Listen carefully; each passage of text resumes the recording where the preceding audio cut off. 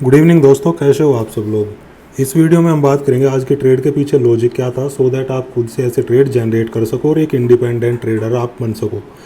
तो फटाफट से टाइम वेस्ट ना करते हुए हम बात कर लेते हैं। देखिए, मार्केट आज थोड़ा सा गैप अप ओपन हुई। बैंक निफ्टी में एक ही ट्रेड हमने लिया था, bank Nifty gap up open हो रहा था। देखिए, डाउन साइड की अगर आप बात करोगे तो डाउन साइड आप लोगों को नज़र आ रहा होगा कि down side stop loss available रह सकते हैं मार्केट में, लेकिन एक्सपायरी से एक दिन पहले का दिन था और कल छुट्टी भी थी। तो इन लोगों को अगर यहाँ होल्ड करके भी जाएंगे पोजीशन, तो ये लोगों को बाइंग साइड में ज़्यादा प्रॉफिट होगा नहीं मार्केट में। क्यों मैं ऐसा बोल रहा हूँ, क्योंकि बायर्स को टाइम डिके का कहीं ना कहीं लॉस दिखाई देता है। तो ये बायर्स यहाँ पे प्रॉफिट कमाने आए हैं।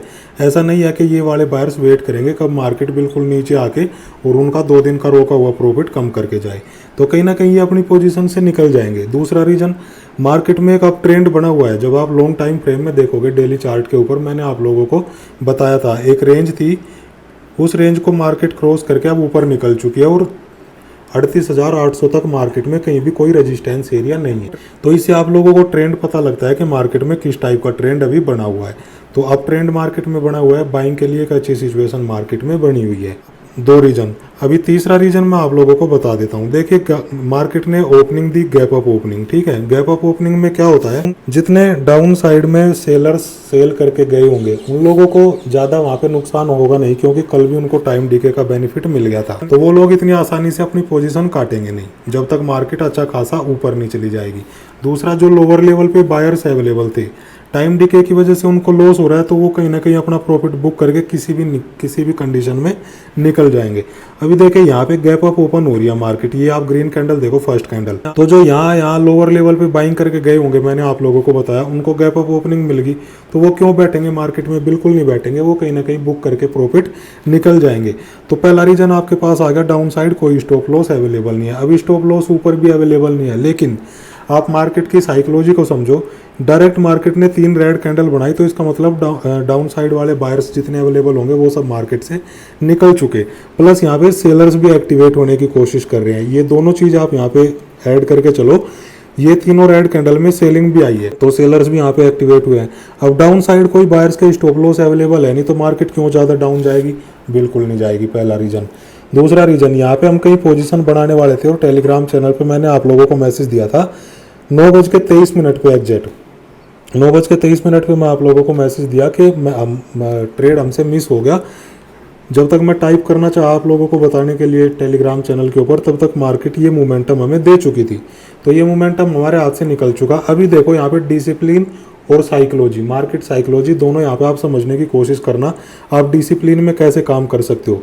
जल्दबाजी में आप ट्रेड लोगे, हमेशा नुकसान करोगे, ध्यान रखना। मैंने आप लोगों को 9:23 पे मैसेज दिया कि हमसे ट्रेड मिस हो गया, अपर साइड का हम कॉल ले सकते थे 38,200 का 290 के रेट में, ठीक है। नहीं ले पाए, कोई दिक्कत वाली बात नहीं है। हम दूसरी कॉल का वेट करेंगे, दूसरी अपॉर्चुनिटी का हम वेट करेंगे। दूसरी अपॉर्चुनिटी हमें कब मिल रही है? अभी आप 9:51 का मैसेज देखो, मैंने 3800 की कॉल आपको 310 के रेट में बाई करने के लिए अपडेट दिया, जिसमें सिर्फ 40 पॉइंट का हमारा स्टॉप लॉस था। ये मैं लेने वाला हूँ।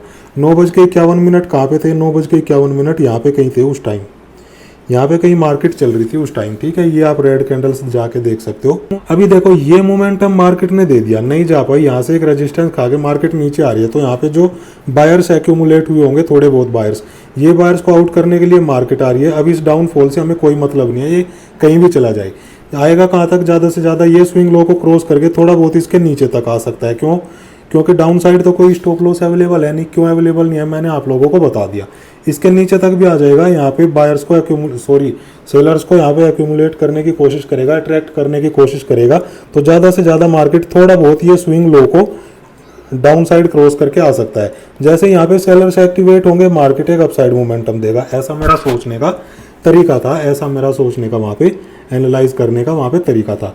देखिए, यहाँ पे मैंने आप लोगों को कॉल खरीदने के लिए दिया। क्यों मैं ऐसा बोल रहा हूँ? आप अगर इस रेंज को देखोगे, अगर इसको ब्रेक करके मार्केट यहाँ तक भी आ जाती, तो भी मैं मार्केट में बुलिश ही रहता। छोटा सा सिर्फ 40 पॉइंट का हमारा स्टॉप लॉस था। अगर मार्केट इसको क्रॉस कर देती है, तो यहाँ पर हमारे कितने पॉइंट जाएंगे? 40 पॉइंट जाएंगे।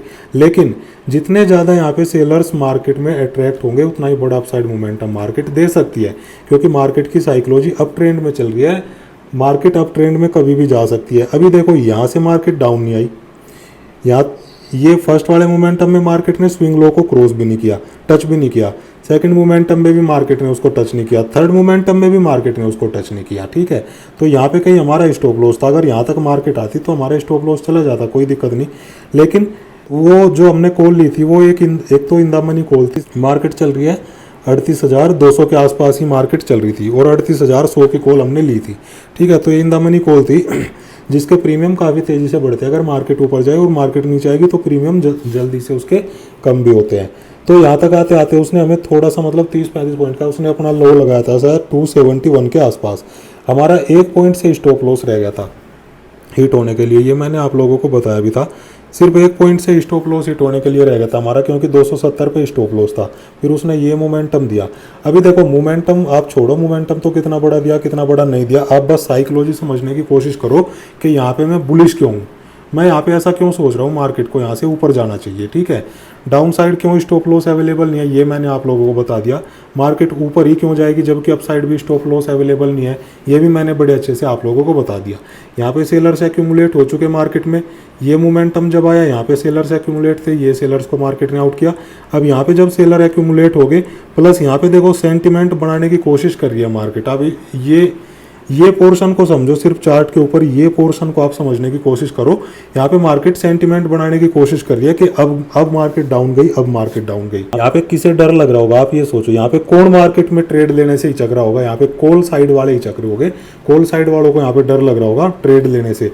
और पुट वाले यहाँ पे जरूर लालच कर रहे होंगे कि मार्केट जस्ट इसका ब्रेकआउट एक बार दे और बड़ा डाउनफॉल मार्केट हमें दिखा सकते हैं, इस टाइप की कुछ मेंटेलिटी चल रही होगी। लेकिन मार्केट क्यों नीचे जाएगी, जबकि मैंने समझा दिया क्यों स्टॉप लॉस अवेलेबल नहीं है, नीचे क्यों मार्केट जाएगी। तो ये मोमेंटम हमने फिर कैच कर लिया था और यहाँ पे बड़े आराम से हमें 110 पॉइंट मिल गए थे।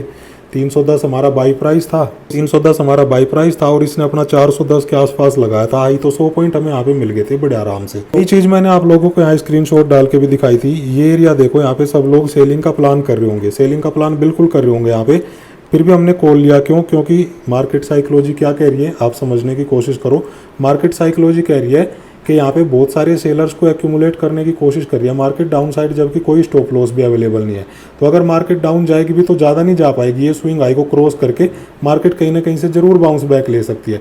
अगर ये स्विंग ये स्विंग लो को अगर मार्केट क्रॉस भी कर देती ना, तो भी मैं बता रहा हूँ मैं री एंट्री करता अगर मेरा 40 पॉइंट का स्टॉप लॉस भी चला जाता, क्योंकि जितना इसके नीचे आके मार्केट ऊपर की तरफ भागना शुरू करती ना, उतना ही बड़ा अपसाइड मोमेंटम हमें मार्केट देती फिर। तो चलिए दोस्तों, एक ही ट्रेड मैंने आज लिया था, एक ही ट्रेड मुझे लेना था, मैंने आप लोगों को बता दिया था। यही एक मेरा फर्स्ट और लास्ट ट्रेड होगा, इसके बाद मैं कोई ट्रेड लेने वाला नहीं हूँ। सिर्फ 40 पॉइंट का स्टॉप लॉस, 200 पॉइंट का टारगेट और एग्जैक्ट हमें टारगेट मिल गया था 100 पॉइंट का। एग्जैक्ट हमें 100 पॉइंट का टारगेट मिल गया था, 40 पॉइंट का हमारा स्टॉप लॉस था। रिस्क रिवार्ड रेशो भी 1:2.5 हमारा मेंटेन हो गया, तो बड़ी अच्छी बात है। तो ऐसे आप मार्केट में दोस्तों काम कर सकते हो और ये चीज़ें आप समझने की कोशिश करो। बहुत सारे आप जो मैसेज करते रहते हो ना मुझे, मार्केट साइकोलॉजी को कैसे समझे, प्राइस एक्शन कैसे समझे, ये कैसे समझे, वो कैसे समझे, आज सारी चीज़ें मैंने मिला के आप लोगों को यहाँ पे समझा दी। देखो मार्केट साइकोलॉजी को आपको कैसे समझना है।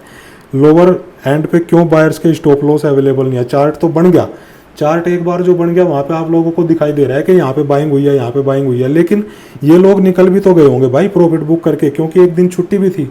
मार्केट में बायर्स को हमेशा टाइम का नुकसान होता है, टाइम डिके का, तो एक दिन छुट्टी भी थी, तो ये कहीं ना कहीं ये जो रेड कैंडल मार्केट ने बनाई, तो ये लोग निकल भी तो गए होंगे। अगर यहाँ सस्टेन करने लगती मार्केट, तब हम मार्केट में सोच सकते थे कि और थोड़ा सा मार्केट डाउन आ सकती है, लेकिन सस्टेन भी नहीं कर रही। डायरेक्ट मार्केट में देखो सेलिंग आई, इसका मतलब लोअर लेवल के बायर्स आउट हो रहे हैं। फिर मार्केट में ये अपसाइड मोमेंटम आया क्योंकि यहाँ पे सेलर्स एक्यूमुलेट हो गए, प्लस जिन सेलर्स को यहाँ पे बेनिफिट हुआ होगा ये डाउनफॉल में, वो वाले सेलर्स को भी मार्केट को आउट करना था। अभी ये सारी चीज़ें जब आप देखोगे, अच्छे से समझने की कोशिश करोगे, तब एक ट्रेड को जनरेट आप कर सकते हो, तब आप इंडिपेंडेंटली ट्रेड ले सकते हो। और ये मोमेंटम हमने कैच कर लिया था, 100 पॉइंट हमें यहाँ पे मिल गए थे अच्छा स्ट्राइक प्राइस चूज करने की वजह से। अभी यहाँ पे दिन भर के अगर मैं बात करूँ तो पूरे दिन में आप पूरे दिन का आप चार्ट चेक कर लो, एक भी यहाँ पे ऐसा मोमेंटम नहीं है जहाँ पे आप ट्रेड ले सकते थे। सिर्फ और सिर्फ वही एक मोमेंटम था मॉर्निंग सेशन का जिसमें आप ट्रेड ले सकते थे दोनों बार। एक बार हमसे मिस हो गया, कोई बात नहीं, दूसरी बार हमने अच्छे से ट्रेड ले लिया था और 100 पॉइंट का वहाँ पे प्रॉफिट भी हमने ले लिया था। अभी देखो इस टाइप के जो डाउनफॉल आते हैं इनको कोई कैच नहीं कर सकता, कोई कितना भी बड़ा अंतर्यामी हो। ये अपसाइड मोमेंटम इतना स्लो था कि ये भी इतना बड़ा कोई यहाँ पे फास्ट मोमेंटम नहीं था, तो ज़्यादा यहाँ पे भी बेनिफिट हमें नहीं मिलता, थोड़े बहुत पॉइंट मिलते। उसके बाद पूरा दिन मार्केट ये छोटी सी रेंज में काम करती रही, इसके अलावा कोई भी यहाँ पे मार्केट में ऐसा मोमेंटम नहीं था जहाँ पे दोबारा ट्रेड ले सके। तो चलिए दोस्तों, इस लर्निंग वीडियो में तो इतना ही। मुझे उम्मीद है आप लोगों को लॉजिक समझ में आया होगा, मार्केट साइकोलॉजी समझ में आई होगी, स्टॉप लॉस हम कैसे फाइंड आउट करते हैं, डाउन साइड है कि नहीं है। देखो चार्ट तो बन गया, ठीक है, चार्ट बन गया, लेकिन आप समझने की कोशिश करो कि क्या ये लोग अभी भी बैठे होंगे। जब नए दिन का चार्ट ओपन हुआ, उसने कैसा प्राइस एक्शन बनाया, उस प्राइस एक्शन में क्या ये लोग अभी भी बैठे होंगे जो प्रीवियस डे में वहाँ पे बाइंग या सेलिंग करके गए थे। जब आप इन सारी चीज़ों को समझने की कोशिश करोगे ना, तब आप मार्केट मूवमेंट को पकड़ सकते हो। और ये सारी चीज़ें आप लोगों को एक्सपीरियंस के साथ आएगी, ये सारी चीज़ें आप लोगों को प्रैक्टिस के साथ आएगी, जब तक आप खुद से प्रैक्टिस नहीं करोगे, बैक टेस्टिंग नहीं करोगे। तो चलिए दोस्तों, मिलते हैं नेक्स्ट वीडियो में। थैंक यू, जय हिंद।